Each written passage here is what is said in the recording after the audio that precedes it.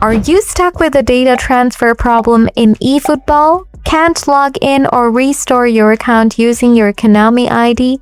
Don't worry, in this video, I'll show you how to fix the eFootball data transfer problem on Android step by step.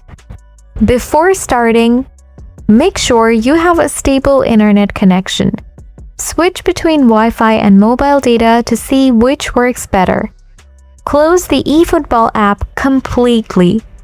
Then reopen it and try the data transfer again. Make sure you're entering the correct email address and password for your Konami ID. Solution 1. Use a browser. If it says login failed or data transfer failed, even with the correct password, open a browser on your Android and go to mykonami.net and log in with your Konami ID. If the web login works, quit the eFootball app. Then reopen it and go to the menu. Tap Data Transfer. Now tap Data Transfer linked Konami ID account and try again.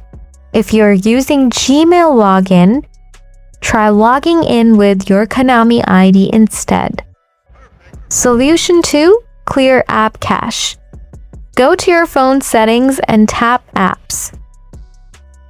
Then tap See All Apps. After that, find eFootball and tap it. Now tap Storage and Cache. Then tap on Clear Cache. This helps fix temporary bugs causing transfer issues. Solution 3. Contact Konami support. First, open eFootball on your phone. Then tap the 3 horizontal lines at the bottom right corner. Now tap General Contact. After that, scroll a bit and tap I can't restore my account using a data transfer. Again, scroll down. Tap I can't restore my account using data transfer. Now scroll to the bottom and tap Accept. Then select Region of Residence and mark the Agree option. Tap Next.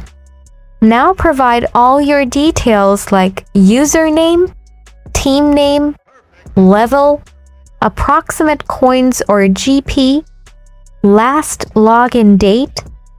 The more information you provide, the higher the chances of recovery. After that, tap Next to confirm it. The support team will assist you immediately. That's it. These are the best ways to fix the eFootball data transfer problem on Android. If this helps you, don't forget to like, share, and subscribe for more helpful tips. Thanks for watching.